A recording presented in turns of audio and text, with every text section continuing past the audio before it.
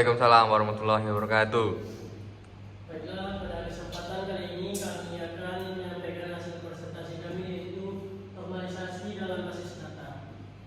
Baiklah, saya Muhammad Yatim, saya sebagai moderator dan rekan-rekan saya Abdul Tahir, Saya Nazul Faid. saya Muhammad Asgar Fadli, Saya Muhammad Farabi.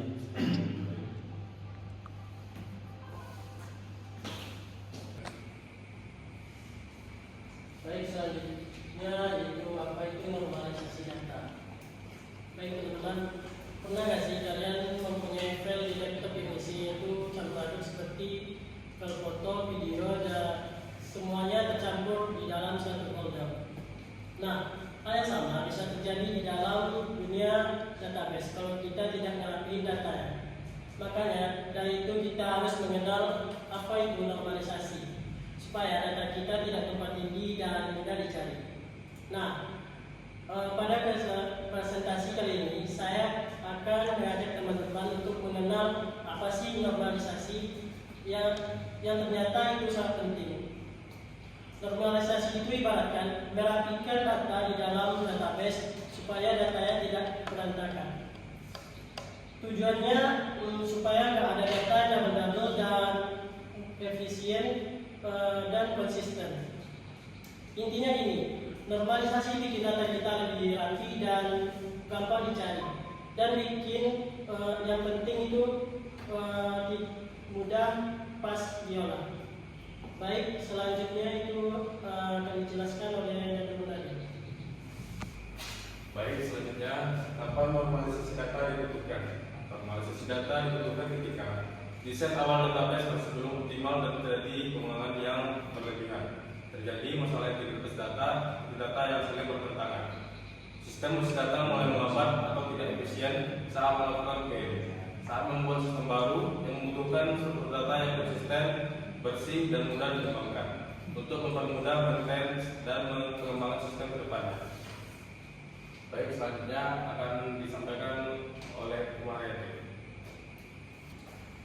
Baik, di sini saya akan menjelaskan tujuan normalisasi. Tujuan utama normalisasi adalah yang pertama, mengurangi duplikasi atau redundansi data. Yang kedua, meningkatkan integritas dan konsistensi data. Yang ketiga, menghindari anomali seperti penyisipan, penghapusan, dan pembaruan. Yang keempat, memudahkan perawatan dan pengelolaan basis data. Yang terakhir, yang kelima, meningkatkan efisiensi penyimpanan dan akses data. Selanjutnya materi akan disampaikan oleh Irfan. Nah, selanjutnya ada tahapan normalisasi database. Normalisasi database dilakukan melalui beberapa tahapan. Tahapan yang pertama ada freeze normal from atau disingkat dengan 1NF.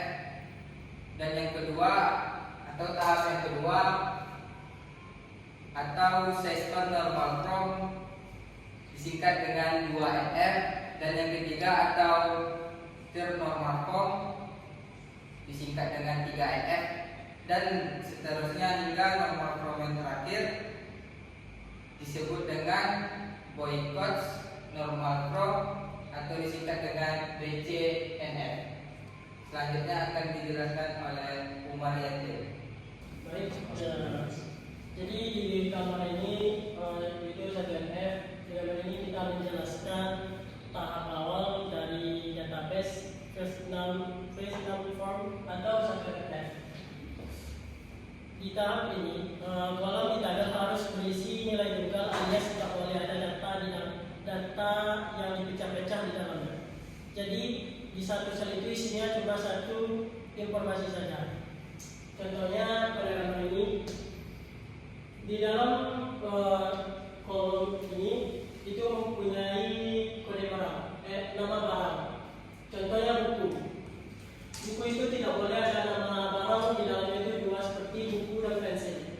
Nama barang itu harus tunggal seperti buku, pensil dan pena. Seperti itu penjelasannya. Baik, selanjutnya akan dijelaskan oleh Taya. Nah, saya di sini akan menjelaskan second normal from atau 2NF. Tahap normalisasi menerapkan konsep dependensi fungsional atau fungsional dependensi (FD). FD adalah relasi antara dua atribut dalam sebuah tabel di mana nilai atribut yang satu mempengaruhi nilai atribut yang lain. Dalam tahap kedua normalisasi, setiap atribut yang bukan bagian dari kunci utama harus bergantung pada seluruh kunci utama. Jika tidak, atribut tersebut harus dipindahkan ke tabel lain. Nah, begini contoh tabelnya. Di sini kita mulai memisahkan tabel yang tidak relevan pada kunci utama. Seperti ini. Kode nama pelanggan di tabel pelanggan cukup dengan kode pelanggan saja. Di tabel barang, nama barang cukup dengan kode barang saja. Dengan begini, data jadi lebih rapi dan tidak ada kolom yang bergantung cuma sebagian dari kunci utama. Sekian penjelasan dari saya. Yang selanjutnya akan dijelaskan oleh Alvaro. Baiklah, di sini saya akan menjelaskan tentang third normal form atau TNF. Tujuan tahap ketiga normalisasi memperbaiki masalah dependensi transitif yang muncul di tahap kedua normalisasi. Dependensi transitif terjadi ketika sebuah atribut bergantung pada atribut lain yang bukan bagian dari kunci utama.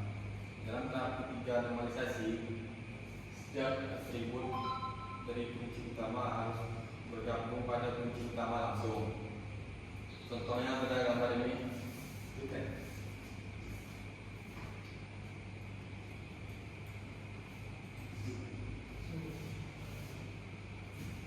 Sama tabel transaksi, semua atribut bergantung langsung dengan nonfaktur, karena nonfaktur adalah kunci utama atau primary key-nya. Dua tabel pelanggan, semua atribut bergantung langsung dengan kode pelanggan karena kode pelanggan adalah primary key-nya. Tiga tabel barang, semua atribut bergantung langsung dengan kode barang karena kode barang adalah primary key-nya. Tabel detail, semua atribut bergantung langsung dengan nonfaktur karena nonfaktur adalah primary key-nya. Sekian materi dari saya. Lebih kurangnya mohon maaf. Selanjutnya akan saya serahkan ke rekan-rekan saya untuk menutup presentasi ini.